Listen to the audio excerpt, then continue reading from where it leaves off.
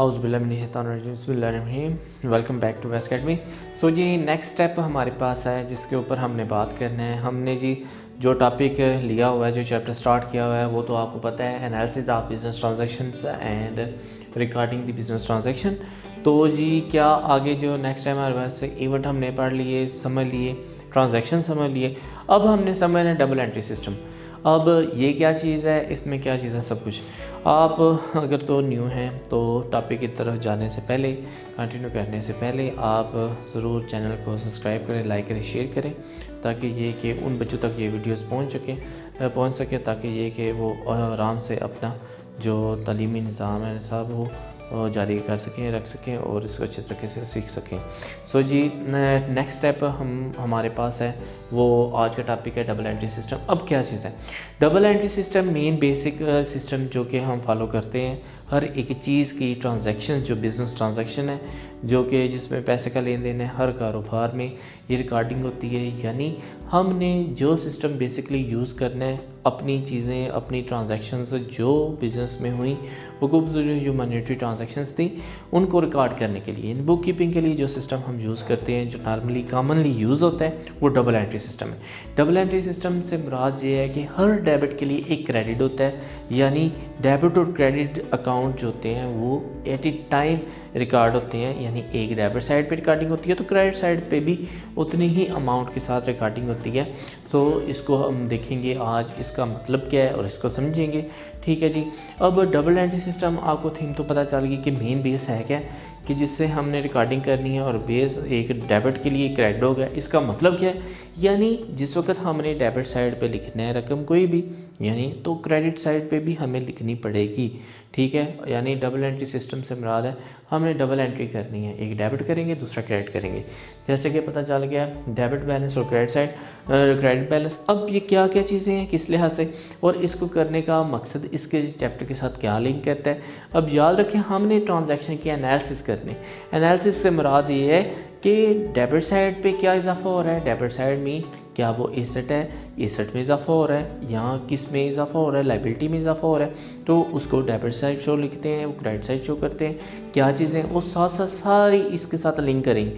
यानी इसका मतलब ये है कि हमने देखना क्या है, हमने देखना है कि कौन सी साइड है, एसेट साइड में इजाफा हो रहा है हमारे पास, कि एसेट साइड में अगर तो लाइबिलिटी साइड में इजाफा हो रहा है, एसेट साइड में इजाफा हो रहा है, कौन सी साइड है, क्या वो डेबिट है या कि वो क्रेडिट है, उसको हमने देखना है। इसमें एनालिसिस चैप्टर कहते हैं, इसलिए इसको समझना थोड़ा ज़रूरी है ताकि हमें पता चल सके कि क्या ये इसके साथ है, क्या ताल्लुक़ इसका क्या है। क्योंकि हमने नेक्स्ट हमने जिस ट्रांजैक्शन रिकॉर्ड करनी है, एनालिसिस करना है, तो हमने देखना है क्या चीज़ आई तो क्या चीज़ नहीं। तो इसमें कोशिश मेरी होगी कि आपको साथ लिंक भी करूं, थोड़ा सा समझाऊं भी कि ये क्या चीज़ है। अगर ये हमारे पास डबल एंट्री सिस्टम में देखा जाए तो इसका इजाफा डेबिट कहलाता है या क्रेडिट कहलाता है, तो उसके लिए ये डबल एंट्री सिस्टम हम यूज़ करेंगे। अब डेबिट बैलेंस का क्या मतलब है? डेबिट बैलेंस अगर नॉर्मली देखें, increase in possession known of business known as debit balance. ठीक है, याद रखें डेबिट बैलेंस क्या है। कोई भी कारोबार में मलकियत के इजाफा हो रहा है तो उसे हम डेबिट बैलेंस बोलते हैं यहाँ। ठीक है, ये हमेशा आपने याद रखना है। पोजेशन कौन कौन सी है? पोजेशन यानी ऐसी चीज़ें, हमारे पास कैश हमारे पास पोजेशन है, हमारे पास इन्वेंट्री पोजेशन है। यानी एसेट्स में इजाफा जो है वो हमेशा हमने डेबिट शो करना है। अब याद रखें, ये बताने का मकसद डेबिट बैलेंस नेक्स्ट जिस वक्त ट्रांजैक्शन होगी तो कोशिश करूँगा थोड़ी सी बताऊँ ताकि फिर आप याद रखने की तरफ भी तवज्जो करें।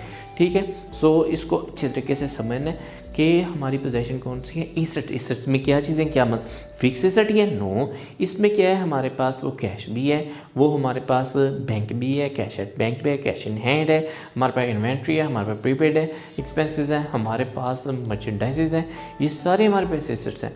उसके बाद इसके अलावा एसेट्स कौन से हैं? फर्नीचर है हमारे पास। उसके बाद हमारे पास जो फिक्स है बिल्डिंग है, लैंड एंड बिल्डिंग है। उसके बाद मशीनरी है, उसके बाद मोटर व्हीकल्स है। ये सारे के सारे हमारे पास क्या हैं? हमारे पास फिक्स एसेट्स हैं, यानी ये पोजीशंस हैं जो हमने कारोबार में रखनी है। ठीक है, इतनी बात समझ आ गई। उसके बाद अब इतनी बात आपको समझ आ गई कि पोजीशन में इजाफा डेबिट होता है, तो इसका मतलब है पोजीशन में कमी तो हमारे पास हमेशा क्रेडिट होगा। ये याद रखना है। इतनी बात तो आपको क्लियर होगी। उसके बाद आपने देखा कि जी इजाफा हमारे पास डेबिट है तो कमी क्रेडिट है। क्या पोजेशन में कमी ही क्रिएट होती है? एक और बात आपको क्वेश्चन अगर आपके जहनों में है तो उसका आंसर अब याद रखना है। जिस वक्त वो रूल था इसका डेबिट में हमने वो देखा, अब क्रेडिट की रूल्स क्या है? क्रेडिट बैलेंस क्या है?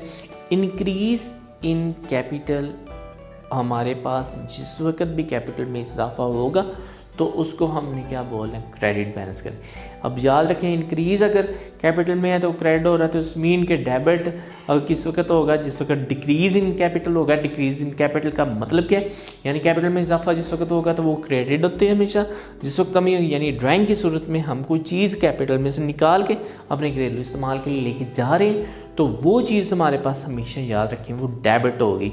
तो ये चीज़ें आपने हमेशा याद रखनी है डबल एंट्री सिस्टम में कि क्या चीज़ है और क्या चीज़ इजाफा किसका वो डेबिट कहलाता है और किस इजाफा वो क्रेडिट कहलाता है। हमेशा याद रखें डबल एंट्री सिस्टम हमारे पास बेसिक है जो रिकॉर्डिंग करने के लिए हम करते हैं, ट्रांजैक्शन को रिकॉर्ड करने के लिए हमने करते हैं। एनालिसिस में थोड़ा बहुत मैं ज़रूर बताऊँगा इसके बारे में, अदरवाइज़ इसके स्टेप आगे है, लेकिन डबल एंट्री सिस्टम आपको टॉपिक समझ होना चाहिए कि ये क्या चीज़ है। यानी हर डेबिट के लिए क्रेडिट ज़रूर होता है, तो वो हमने देखना है बिजनेस ट्रांजैक्शन में कहाँ और किस वक्त होगा।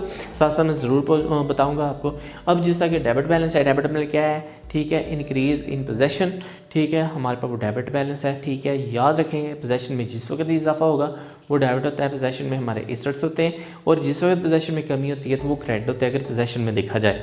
उसके बाद इंक्रीज़ इन कैपिटल, हमेशा इंक्रीज़ इन कैपिटल जो है वो हमारे पास क्रेडिट बैलेंस होता है, और डिक्रीज़ इन कैपिटल हमेशा डेबिट बैलेंस होता है। ये हमारे पास डेबिट और क्रेडिट के रूल्स हैं। याद रखें ये रूल्स जो आपने देखा है, कोई चीज़ आ रही है तो डेबिट है, कोई जा रही है तो क्रेडिट है, तो ये रूल्स गलत हैं। ठीक है, अच्छे तरीके से फोकस करने जो चीज़ मेन है, और ये सोर्स जो है वो फ्रैंकवुड की बुक्स हैं, वो बहुत अच्छा लिखी हुई ये बुक।